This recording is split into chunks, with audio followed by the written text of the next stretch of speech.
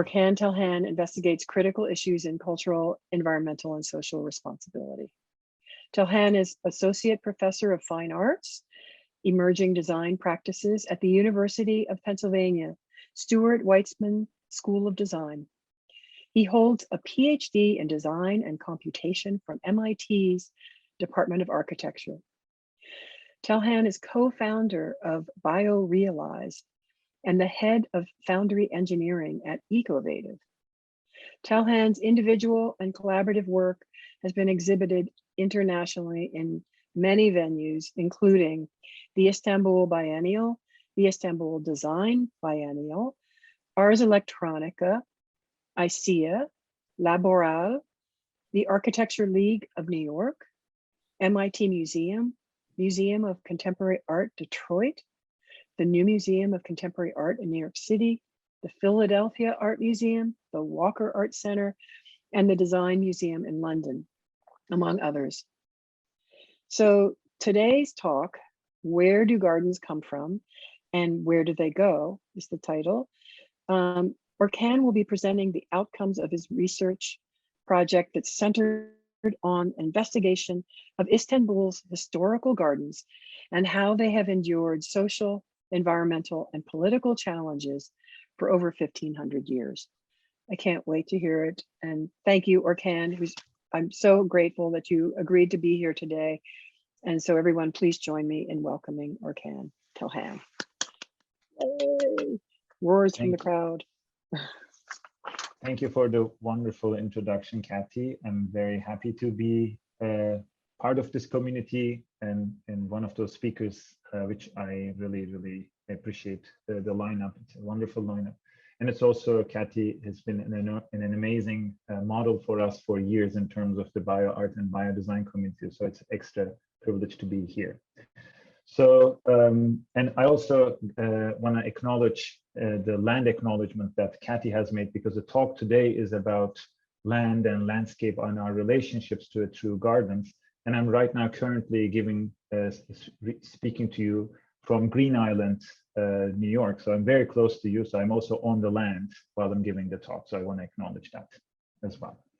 So I would like to share my screen so that you can see my slides. Yes, let me play them. All right. Are the slides visible? Good. All right. So what I did today is to prepare a set of slides that will hopefully give you a background for me as an artist, for me as a designer, and how I see the world through my own work, and what kind of the work that I develop in general, so that you can situate my artistic personality in relationship to the work that I'm going to talk about. And then I will transition into this one project that I have been working on for the past 2 years, which is the title of this talk. So let me introduce myself a little bit so that I can get into the talk, and then hopefully at the end of the talk, which should be about 45 minutes, you will have time to answer your questions.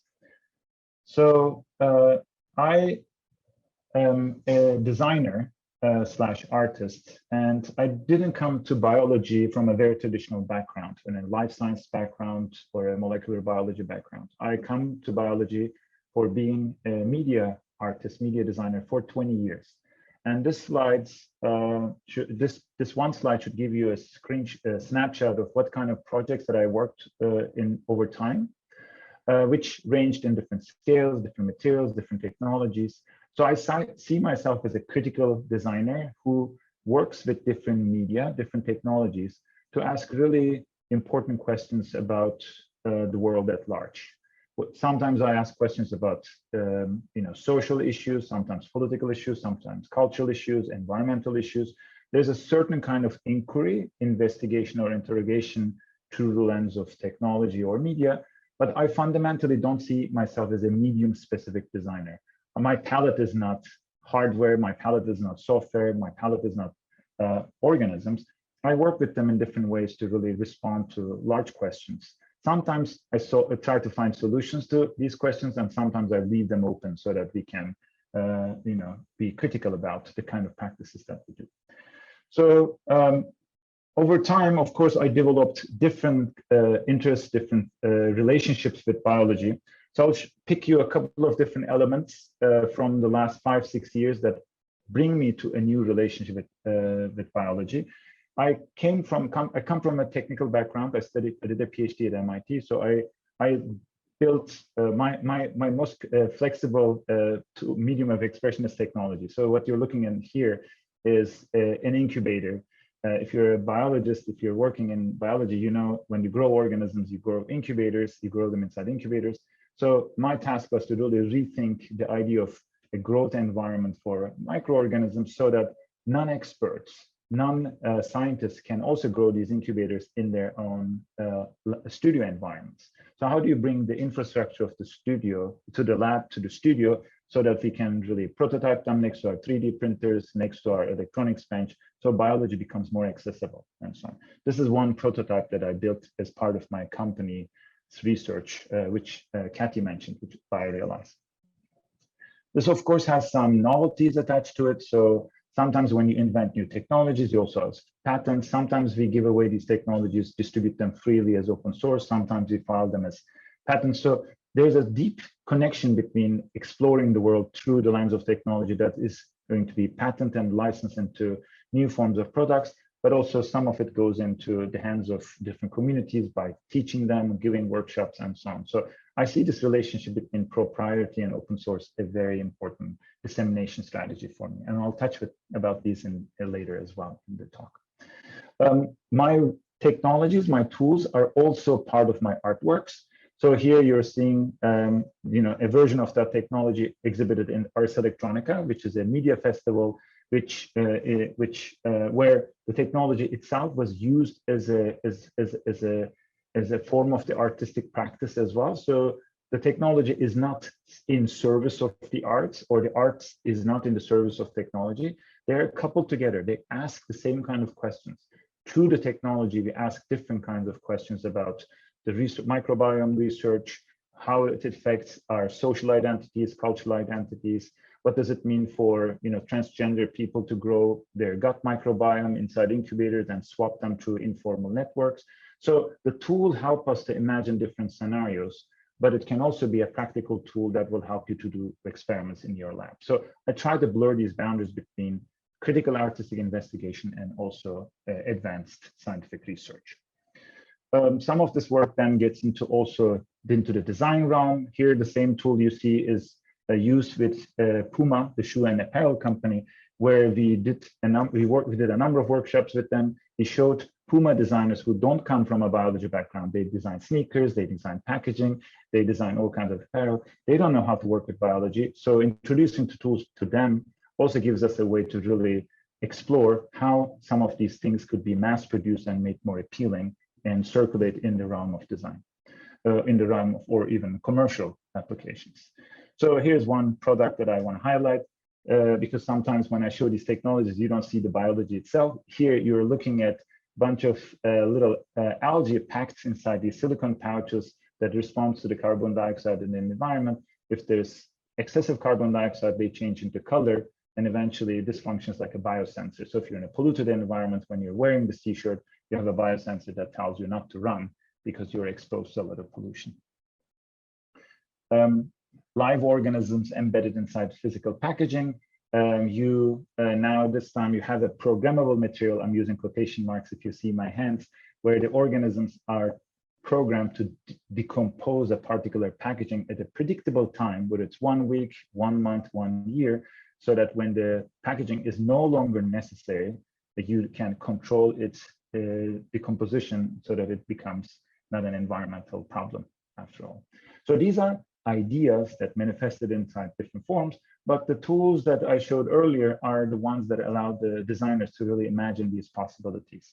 So critical thinking is not only in asking tough political questions, but also inventing new products that can also solve some of the hard problems. And here I'm using the word solving in a careful way, because I'm not trying to impose a techno-utopian paradigm where technology is going to come and answer all of our questions. But technology is one way we can really make some impact in some of the challenges that we are dealing with.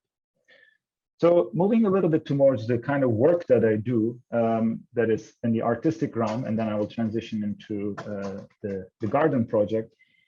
I work at different scales, but most of my work gets disseminated in biennials, exhibitions, and publications. This piece that you're looking at is called Breakfast Before Extinction. It was commissioned by the Philadelphia Museum of Art, and it has been an important piece for me because I usually work with food as part of my artistic practice. So I built different kinds of tools, but food to me is always something that centers my critical attention to lots of social, cultural, and ecological issues. And I'll show you one piece from this work that can give you a hint of why I'm interested in food, because food is something that matters to all of us. Food is at the core of a lot of inequalities, whether it's food security or dissemination of food, but also food is big realm of technology, biotechnology. There's a lot of hype around making certain kind of technologies to replace meat and so on. For me, this is a good way to explain how my lens, the critical lens, works when I direct it to a realm of food. And we'll see some of that in the garden work as well.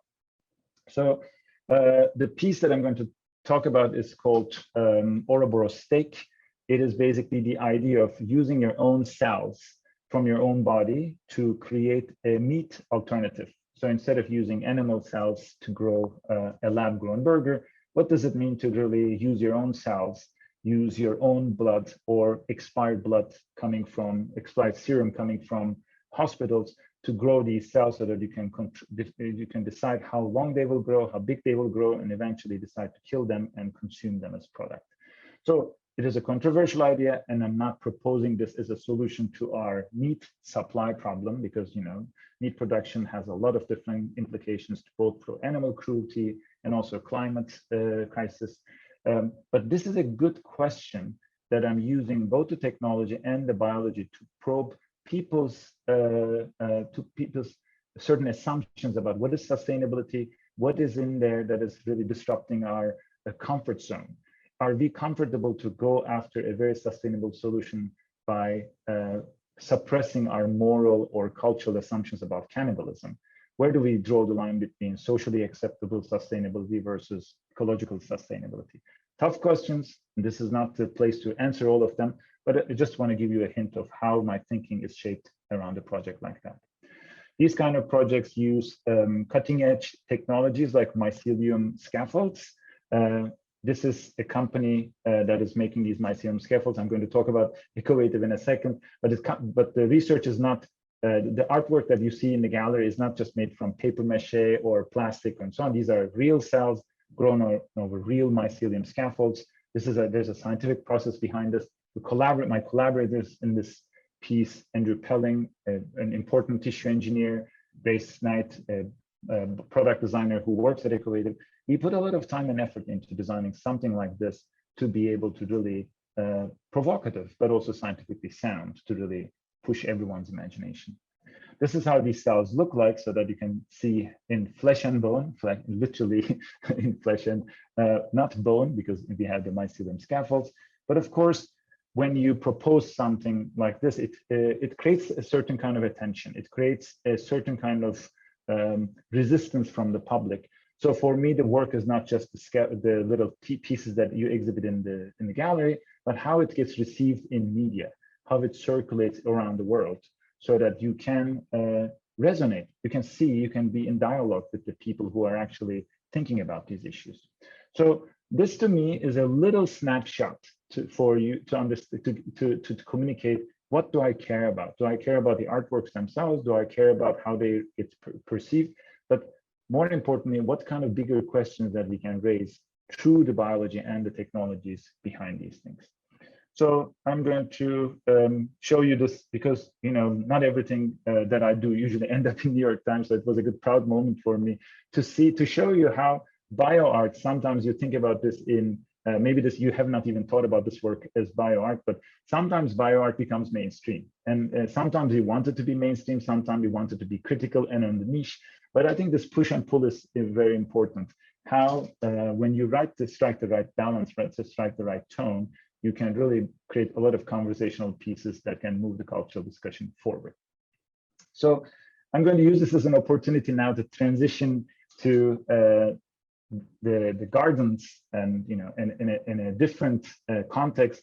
But I just wanted to give you this very basic framework to think about, so that we can actually, you can locate my work in a bigger cultural context. So yeah, maybe I'll say this a little bit. Right now, I am not only an artist and designer, but I also work as the head of foundry engineering department as Ecovative, because I care about what you have seen in the previous slides in terms of the mycelium scaffolds to make human steaks. Now we care about how to make these really edible, really bacon products that can be commercialized in the market. So I am also working now towards that end as well. But today I'm not going to talk about that much. I'm going to talk about primarily Orkan's investigations into the garden space. But right now I'm talking to you from Ecovative, if you know the company. Okay, so the talk is centered around, the title of the talk is called Where Do Gardens Come From and Where Do They Go? But this talk has been in progress for quite some time. It is the title of the talk is coming from a video that I'm going to show you a small excerpt in a second. But I'm going to give you this as this image as a starting point, because it was also in the announcement. The research has started 3 years ago. For a number of, it started in Spain, then it moved to Istanbul, and this talk is going to focus on a little bit on the Istanbul's context, but it has a number of different components, and I'm going to only talk to you about few of them, because it's a very important research project where we may speak hours about different components. So I'll give you the context, and I'll make you to watch the video, and then we'll have some conversation afterwards. So a couple of years ago, I was invited by the 5th Istanbul Design Biennial to respond to their theme, which was empathy revisited. So what does it mean to really look at the world around us? Not necessarily Istanbul, because the biennial is not about Istanbul. The biennial is just organized by the Istanbul Biennial Committee. The idea is to really look around the world and think about new relationships with empathy. Where new relationships with living things, new relationships with humans can be interrogated, can be explored from the perspective of empathy. And through the dialogue with the curators, I started to think about my relationship to soil. What does it mean to think about soil? What is soil's relationship to humans? Humans, and when we look at soil, what is soil? Who is soil? We'll dive into this in a second. But it's not just how do we intellectually understand the subject matter, but what does it mean to empathize with the soil, whether the soil is in the form of gardens, land, or landscape? So I want to lay this out as a conceptual framework, because I want you to think about this word empathy and empathizing with other things, non-human things, throughout the talk itself, because the actors of the talk will change. Sometimes I'll focus on the gardens themselves, sometimes microorganisms, but I want you to think about, if we don't see things, if we don't really treat them as humans, or if we don't have language between us to really communicate and understand, how do we use the language of empathy to really investigate our relationship with things that are bigger than us? So I'll give you a little context of why Istanbul's gardens become important, and then I'll play you the video. So Istanbul has, I think I have a map where I show you where it's located.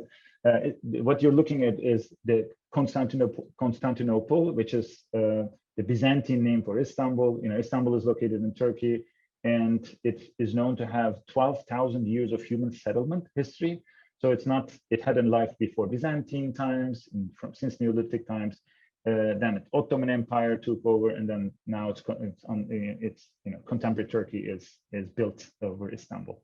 Some parts of Istanbul. It was at some point the capital city. But Istanbul also has a very rich history with gardens. So if you look at this map on the right, you see a lot of green areas where you see the walls, the geodesian walls on the left, and then you see a lot of gardens who were actually producing a lot of food for the city. So some of these gardens are 1,500 years old. Some of them are new, relatively new, some of them are older, but the relationship between the garden and the city is very important. Some gardens are really even today used by people. And these are not decorative gardens. I don't want you to imagine that these are gardens are from Versailles. These gardens, like similar to Versailles, they are not designed to really show off the power of the empire. These are places where people grow things, people really show, produce, and then people consume them. So these are professional gardens. They're public gardens, but they're not necessarily like parks. So people can access to them, but there's usually gardeners who work with them and produce the food. So this is a map that shows you a bunch of them in different places. So we investigated 7 of them. There's a dozen of them. And they all have different, depending on where they're located, they could be on the Asian side, they could be on the European side. They have different climates. They have different soil profiles. And more importantly, they have different residents, microbial residents, plants, animals, and so on. So the biodiversity of these gardens became an important question. So I reached out to a number of universities to see if they would be interested in looking at the metagenomic profile of these gardens so that we can map out the biodiversity of them. So this was my entry point into how do you get to know the soil? How do you get to understand what are the residents of these places? Because often we don't really pay attention to what we don't see. So here's another historical map that I want to show you. The city is described quite a bit from its relationship to gardens, but you have no idea about the residents. What people pay attention to draw, since this map is from 1500s, people pay attention to trees and plants and vegetation. What we really care about, what is underneath the soil, nobody knows what happened in the history. So a lack of awareness of the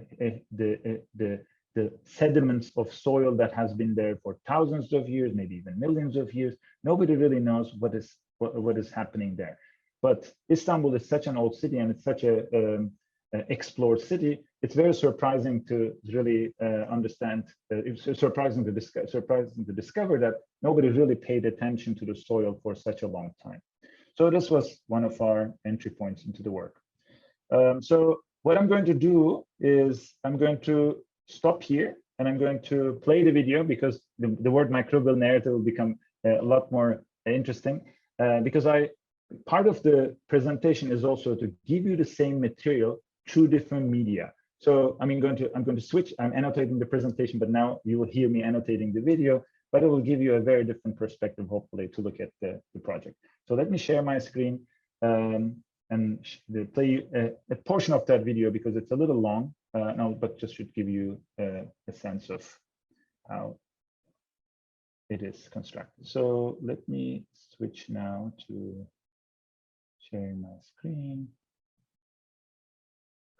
All right.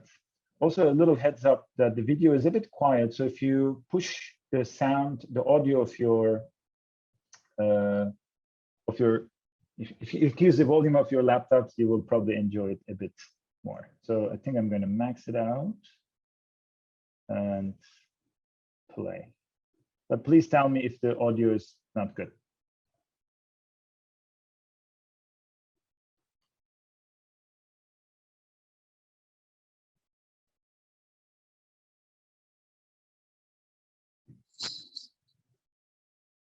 What do you do? I don't think we hear much of anything right okay. now. So you don't hear audio at all. Okay. No, sorry. All right. Okay. So this means that the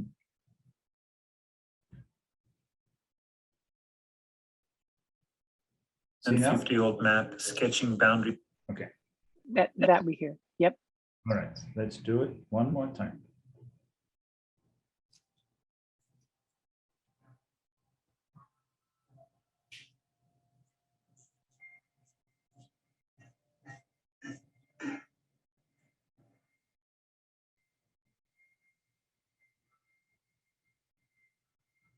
There is Langa. Is it a plot of land, a public garden marked green on a 450-year-old map sketching boundaries in late Byzantine? A faded postcard, perhaps, showing hard-working immigrant gardeners planting cucumbers and fig trees in 1940s Istanbul? Or is it a ghost, a speck of soil stuck underneath my sneakers as I walk by Atatürk Boulevard? As a word, a garden, a neighborhood, or an archaeological site, Langa became many types of narratives across time, It's been both a physical index of millennia of urban transformation, as well as a witness to struggles of immigrant gardeners, urban planners, or activists who fight to preserve the site as it gained different functions and meanings over time. As I cross the street and walk a bit further, I also see that there's a market and a bar named after it. Nobody wants to let go of Langa.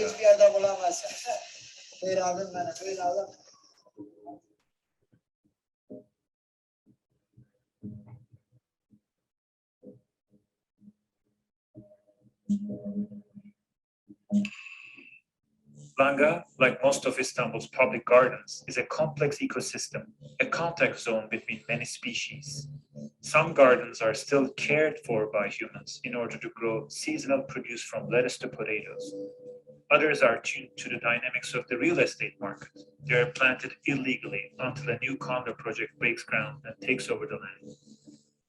Each garden has its unique history, shaped by local micro and macro fauna, as well as the current politics of the city. Langa is no different. The site has no trace of its gardens anymore. It is an abandoned plot in the middle of a bustling neighborhood. It stands for what it has been or could have been. It's hard to get to know gardens and their histories from a single vantage point. They are inherently multi-species narratives. But many of those narratives only take into consideration part of Langa. They demand studies that can capture the interests of many different stakeholders, human and not human.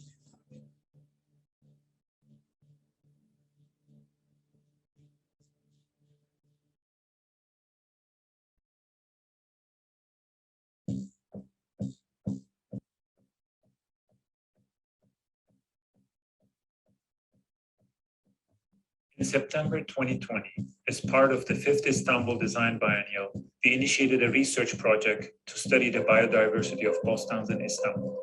Our goal was to uncover the invisible diversity, the organisms that live underground, the plots of land that are overlooked when they don't have a particular use for humans, and gardens that are shaped by everyday transformation, urban gentrification, global warming, and the continuous demands of a city that has witnessed numerous civilizations. One site was Langa.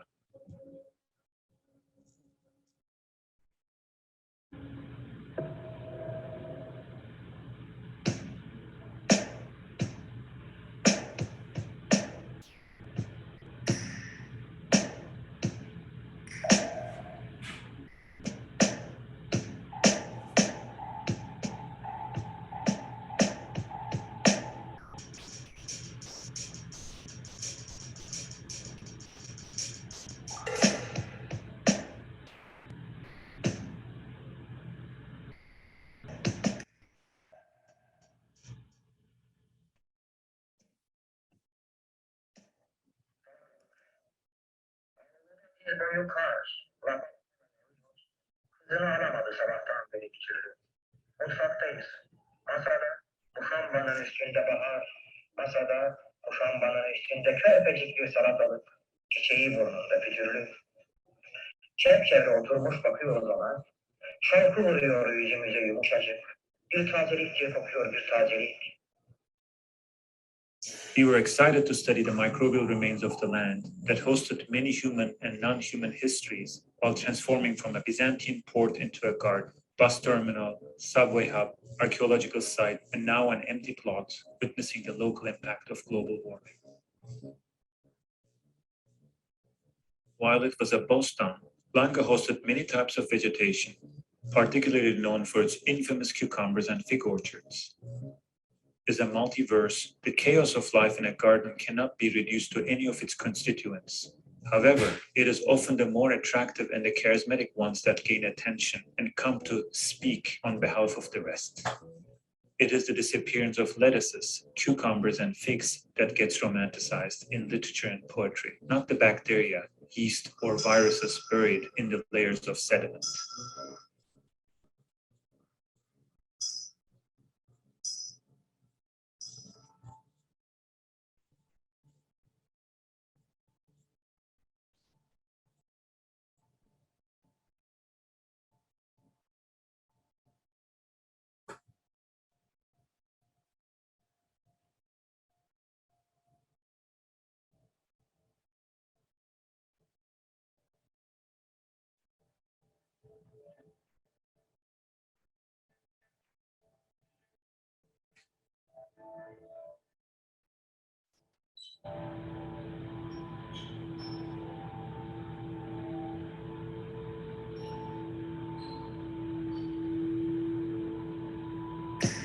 Today, there is no longer a garden here.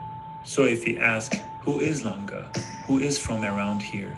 How are they affected by thousands of years of transformation? What can we learn from them if we tune to their scale, pace, and interests? Can we unearth some of these actors and present them in a material form? Can we ask them to participate in the project?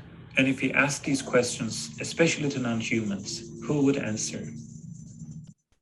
We devised an experimental methodology which incorporated microbiological protocols, architectural design, bioindustrial manufacturing, and finally, food making. We started with a scoop of soil taken from a planter bed, still intact from a foundation built in the 17th century. Roughly 250 grams of soil was processed for DNA extraction. The clumps of DNA fragments were then sent to genetic sequencing, where algorithms look for particular patterns to be able to classify them on a species level.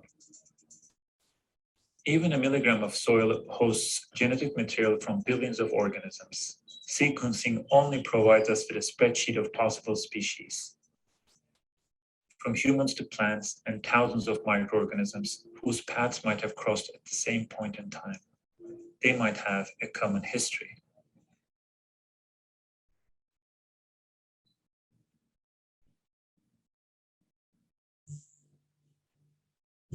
Identifying living matter inside soil is a complex and often futile process. One can either find things that have already been found before, or one can compare them to similar species, such as a distant relative that might have evolved and been discovered elsewhere. This analysis is great at getting a probabilistic big picture of the current and past microbial residence of a place, but it is inherently inadequate for identifying the specifics. One needs to go back to the soil and hydrate its contents to see who might survive in isolation in a petri dish in the lab. The petri dish and its media is a brand new environment where the species are hoped to survive. Many don't, and therefore remain unknown. Those who adapted to the new nutrients and the growth conditions continue to be the subjects to our study. We extracted the DNA of this new batch of organisms and sequenced them to figure out their identities. The results provided us with a set of candidate organisms. Outcomes show that we might have encountered, with 95% confidence, Viscera paramecenteroides. To confirm, we isolated fragments of DNA from the organism and compared them to the genetic sequences that are registered as Viscera paramecenteroides in a variety of databases. It became our protagonist.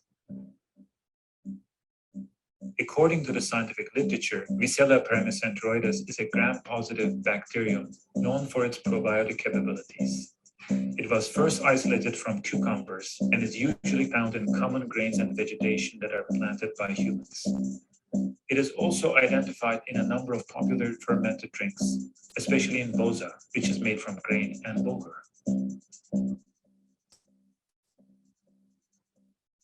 Viscera is a witness to a long history of making and unmaking gardens. While it's not possible to know exactly from where and when it came to Langa, it is definitely a long-term resident of the area, even if there are no longer any vegetation gardens in the region. The Viscera taken out from soil and grown in a lab, existing now in a petri dish, is not of Langa, or perhaps not the same self. But if we pose the question again, who is from Langa? It offers us a narrative to dwell on. Okay, I'm going to stop here and keep going back to the presentation.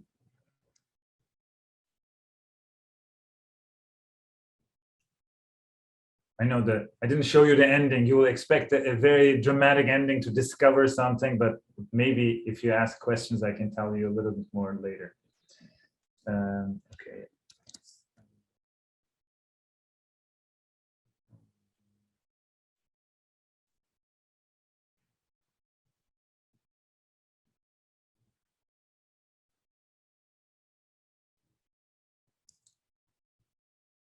All right.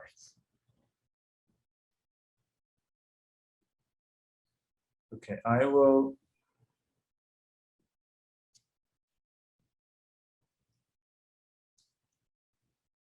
are the slides back up? Yes, looks great. Cool. So there was one word that was in the video that I want to pick up and then use that as a continuation to the remaining part.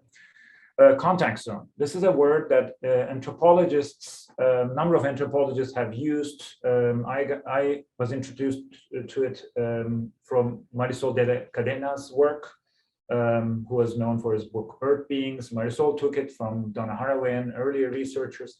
But for me, the garden as a place, as a site for a multi-species encounter was important. And remember, when I ask the question, what is the soil, who are we interacting there with the soil, that the idea of a contact zone where so many species interact was a good starting point for me to develop the project. So I'll tell you now a little bit the scientific methodology behind these the project, so that, because some of them was mentioned in the video, but I'll dive a little bit deeper so that you understand a bit more on the technical side of things. So the question, we started obviously similar to a scientific process.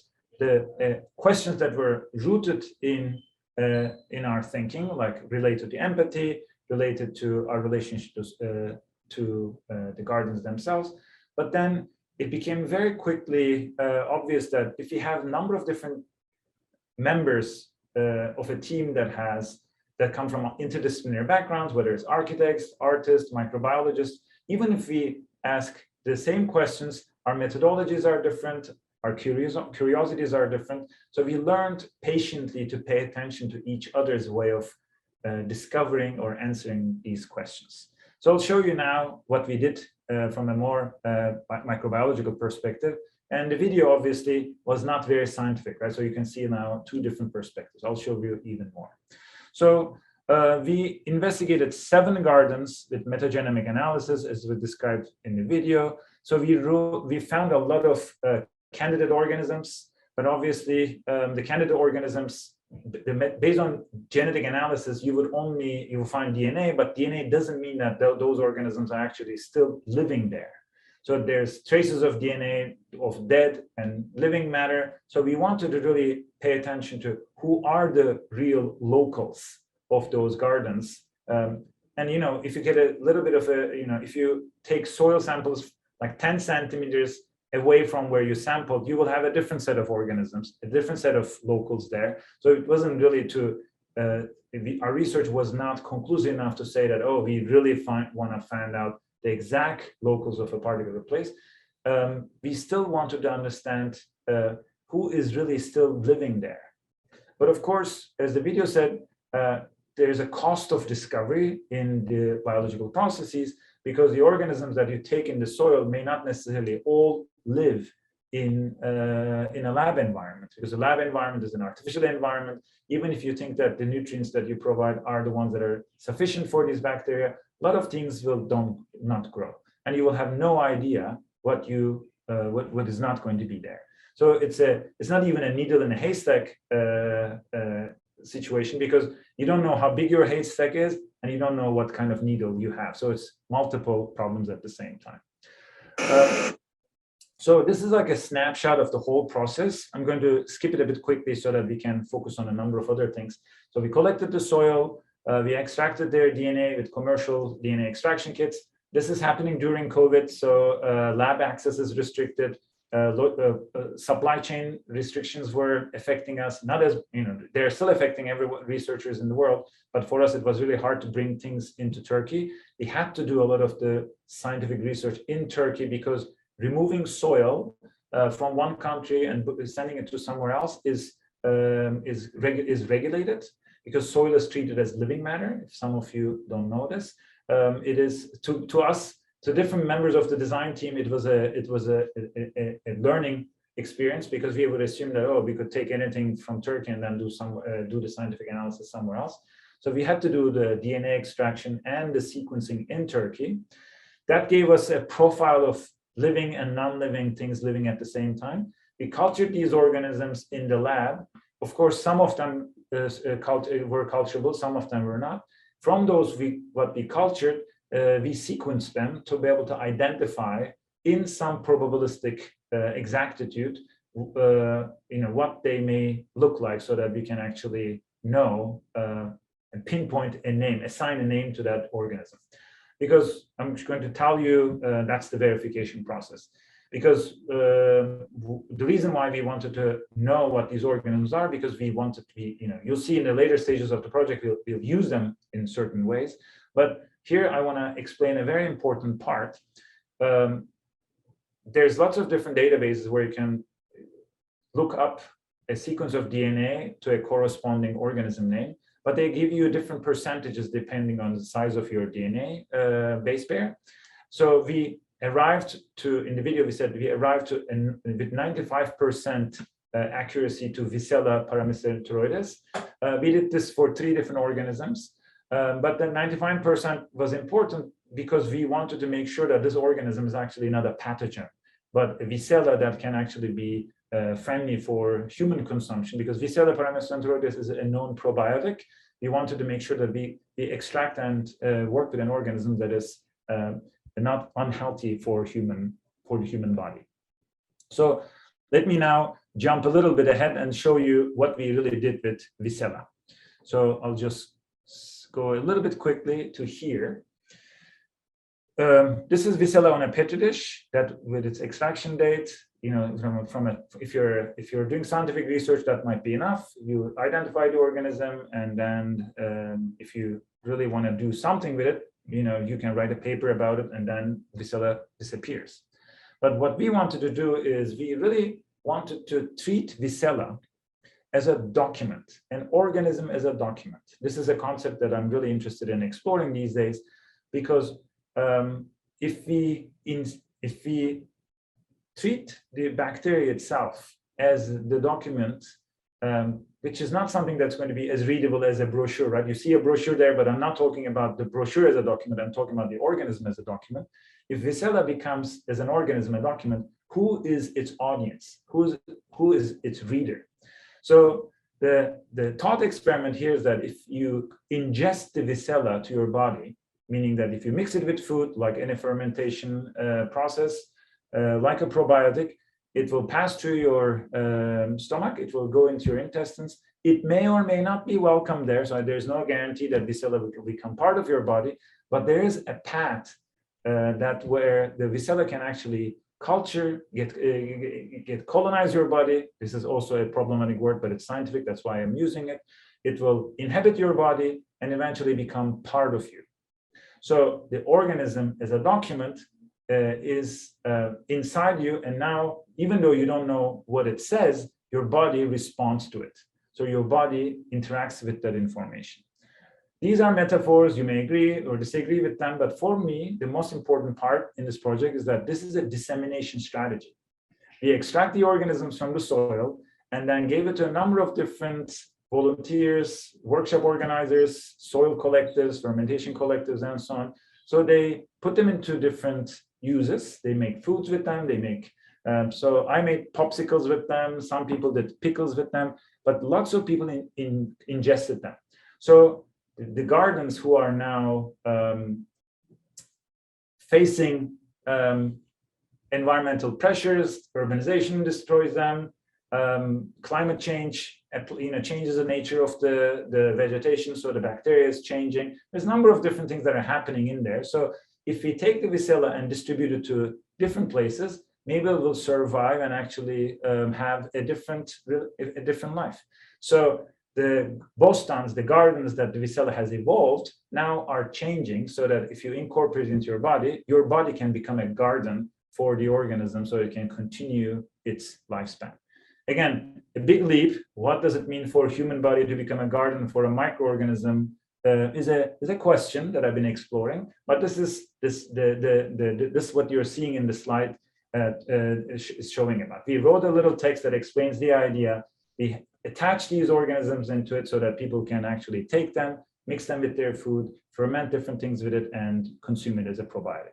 This is a wild organism coming from soil. So it had to be 95% verified so that people can consume it safely. Otherwise, if it's a pathogen, we couldn't able to distribute it. This was done to a biotechnology company who had the legal rights to mass produce seed cultures so that we can work with them to produce them. So I'll show you now a couple of different other elements. I'm going to then wrap up the talk so that we can have a conversation. How do you showcase this work? So you have seen video. There's lots of scientific research behind it. We have organisms as documents. That's not the end point. How do you make sure that this work also engages with different audiences and achieves different kinds of empathy? What does it mean to really bring this work into the awareness of non-scientists? This is a public installation that we built in one of the gardens in Istanbul.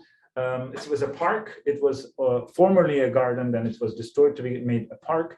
But we built a structure that looks very much like a tree. I mean, metaphorically here, obviously, because we call these organisms fruits. And then this is a microbial fruit tree. And go show you a couple of details. There's a little parrot there that I'll explain what it does. But lots of these cultures that were shown in the lab are mounted on the structure as petri dishes so that people can actually see them, what they are. So we made a lot of drawings, we distribute them so people can see how this installation operates. We didn't, of course, give a lot of information about what these organisms are because only few of them were identified, sequenced. So these organisms are featured as they are, as their own information, without necessarily with labels. Only the ones that are labeled as Visela were attached with a document with their scientific information. And I'll play a little video here.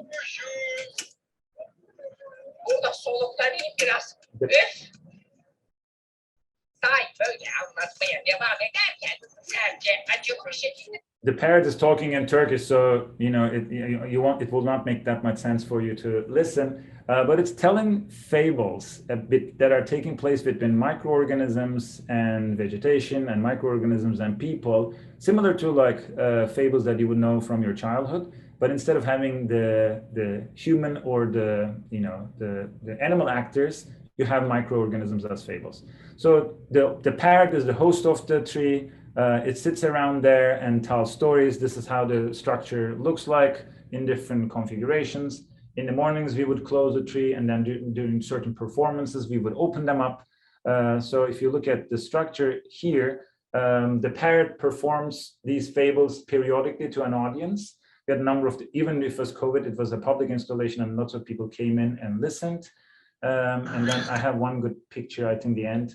I had a lot of pictures with different people around it listening to fables, but this is my favorite picture where a cat periodically comes and listens to the parrot, because these are stray cats living in the park, and when we were doing sound rehearsals to the parrot, they get to know each other, and eventually they became friends. This cat showed up a lot of times when we were there. So let me show you what happened to the structure after we finished. The biennial ended, the biennial got postponed, so there was a lot of different time scheduling differences, but we wanted to make sure that the structure, after it completed its purpose, can go back to one of these historical gardens, these bostans, and you're seeing different pieces of it that got dismantled and distributed into two bostans. The one on the very right is a bostan that is where you see the mosque. That bostan has been around since 16th century. And the mosque is from 16th century, 1500s. And that structure went back to there to become part of, permanently be part of the gardener's shed of tools.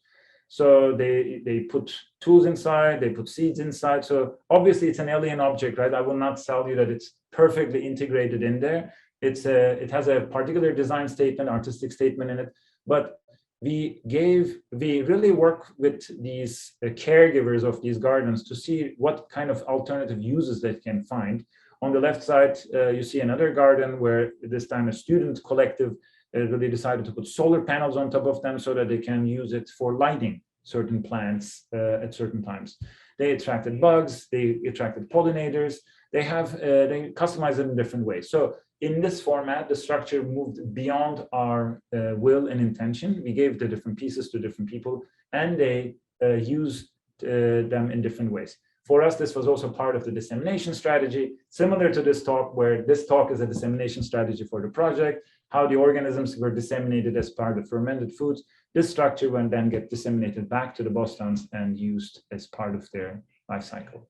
So I think this is probably my last slide. I have a number of people that I should thank. Lots of people were involved, the scientific team, lots of volunteers. This was funded by a number of different institutions from Spain to Turkey, but I'll keep it here so that I can stop sharing my screen and answer your questions. So thanks for listening. Thank you so much, Orkan. That was really wonderful, and it was so rich. You really helped lay the seeds, forgive the pun, for the final project with your earlier work, and also your kind of strategies for going through all of these processes, which is really great. I open it up to anybody who wants to ask questions. I can either read your questions from the chat, or even better, you can unmute yourselves and raise your hand and come on board, or just shout out. I'll start out because I really love the Istanbul project a lot, among all of your works. And I'm particularly interested because I've been working with a group here in Troy and with RPI, who are a group called Our Soil, who are looking at the effects of heavy lead within soil, and actually developing DIY kit to detect such heavy metals. So I think you really captured a lot of the ideas around the kind of invisibility of soil and these microorganisms that live there, and the fact that people don't give a lot of attention to them. But I'm also particularly interested in the sort of ending of your story, where the organism becomes a document and our bodies become the garden. And I just wondered if you could take it a step further and maybe break down what I think you're going for here, which is this kind of hierarchy of human exceptionalism. And you know, by bringing this bacteria forward in this narrative, like how does that shift our sense of empathy, our sense of ourselves, et cetera, et cetera? No, thank you. This is a great question, because it's hard to also, even as a designer of the project, to speak on behalf of a microorganism, because you know the organism doesn't really care what we do with it, right? I mean, as long as we don't exploit it. But I think the key word that you mentioned, human exceptionalism, is very important. So you can take this really to the extreme. This project is not about like loving the microbes and hating the humans.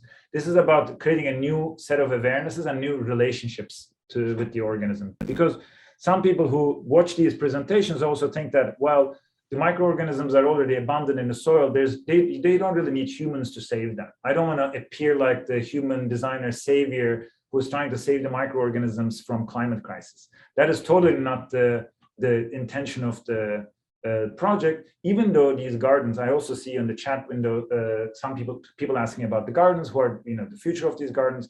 These gardens are extremely endangered, in the sense that sometimes construction contractors take a bit from the government, eradicate them, and build condos and sell them, and all of a sudden the garden that for decades might completely disappear very quickly. So these gardens are disappearing, but of course Vissela will always find a different place to survive, right? But Vissela is a probiotic organism that our bodies can actually have a very different relationship.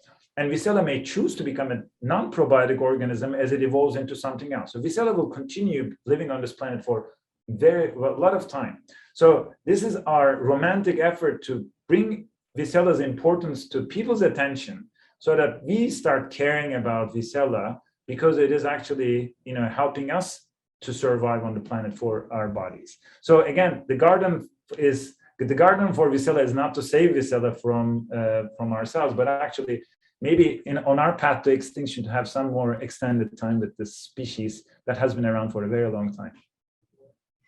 Thank you. Yeah, and people have been asking about the future of the gardens and how it's determined. Yeah, so the gardens, so it's interesting. I cannot give you like a blanket statement on this, because some of these gardens are UNESCO heritage sites, and even though they have protection, the government can change their fate depending on how they politically feel about the situation. But there's one important detail. Who takes care of these gardens is important. Some of these gardens don't have owners, they don't have deeds. So, and there's lots of scholars that study the history of these gardens from the transition of private property to public property, public to private property. But long story short, they have immigrant gardeners who have been, taking care of these gardens since 1960s, 70s. Different immigration patterns, so the city changed the gardeners. Today, some of these gardens are, taken care of or gardened by the same family for 3-4 decades. So they don't have a plan for what's going to happen for them in the future because the government can take from them, but they've been doing this for 3 decades. They also don't think that it's going to change. So there's a certain kind of informal use of them that is happening. But even since 2013, since I've been paying attention to what these gardens are, there has been a lot of them who have been completely destroyed, or lots of new condo blocks are coming in. But some of them are also, the houses don't sell or the projects fail and then they become abandoned lots. I also like that when a garden becomes something else, so we leave the garden to itself, as opposed to thinking that it has to be planted by cucumbers to serve human needs. That's also an important part of the project. I don't want us to think that this project is all about like saving these gardens so that we can plant more cucumbers or lettuces to feed more people. These gardens need to be let to be themselves. So that's instead of like treating them as an extractive source for food production. Yeah, totally.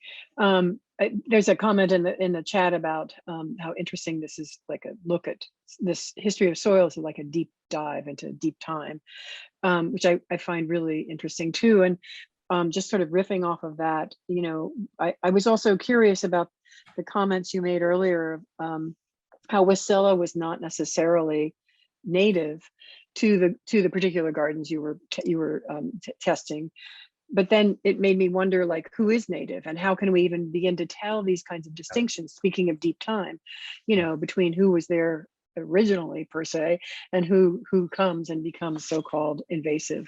So these terms are really contested, I think, within many fields.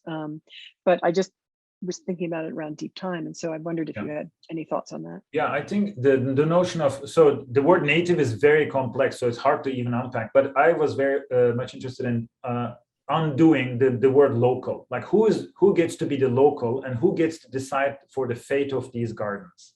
Like if you ask the people who are living there today, they are the ones that are always fighting with the marginalization of these places. But these are the people, that are only currently being there advocating for these places. And some of them have interest, some of them don't.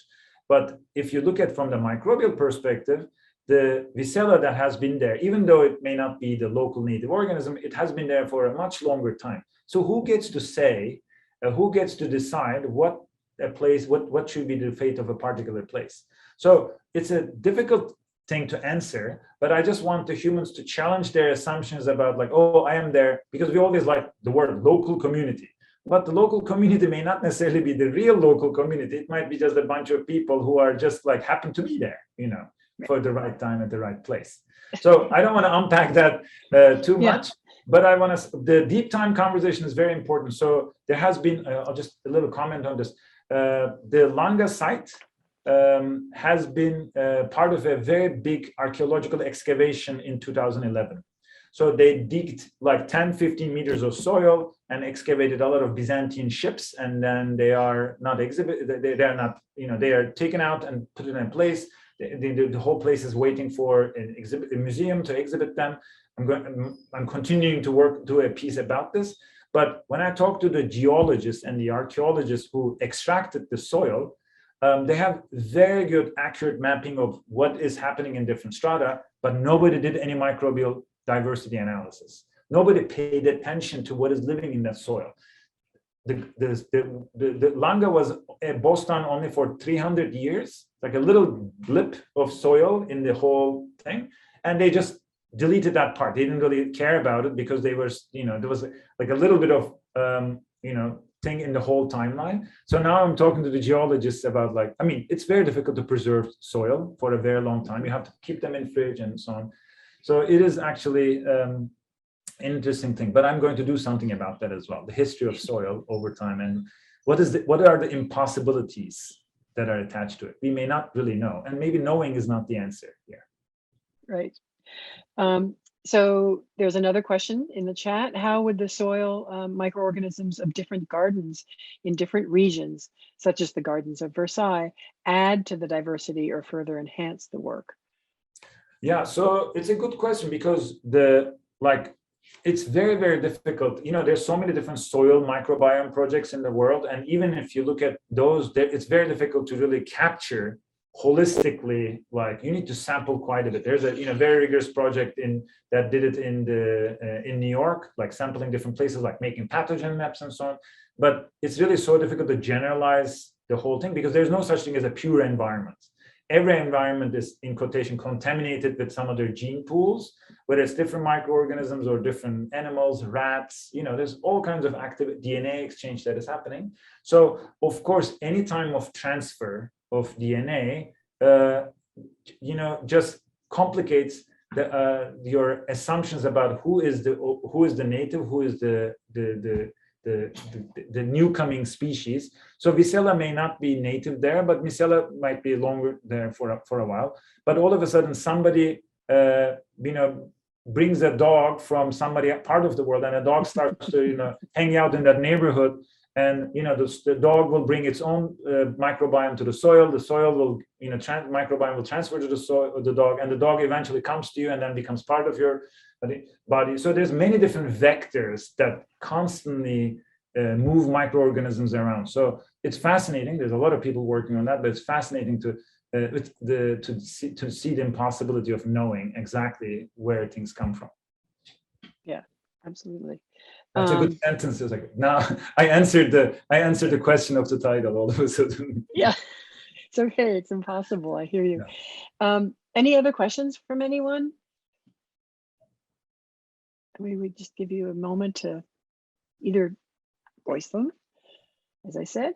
I'm just then going to start the closing here. We could go on for a really long time. I have questions about, even just what is biorealize and other things, but we'll have to get into those, I guess, another time. And I really appreciate your sort of, ways of telling these stories, bringing forward these narratives from all of this very, very detailed science that you're practicing in your different projects, the Istanbul Gardens project, but others as well. So thank you for sharing these all with us, because I think your ways of tracing things into, even with the lab-grown meat, the public resistance part was really fascinating, and I think it helps explain some of the logic behind and heart and interest behind making these kinds of bioart works. So I thank you for putting that all forward, and I guess everybody just join me in thanking Orkan for a wonderful talk today. Thank you. Thanks for having me. Thanks a lot. Yeah.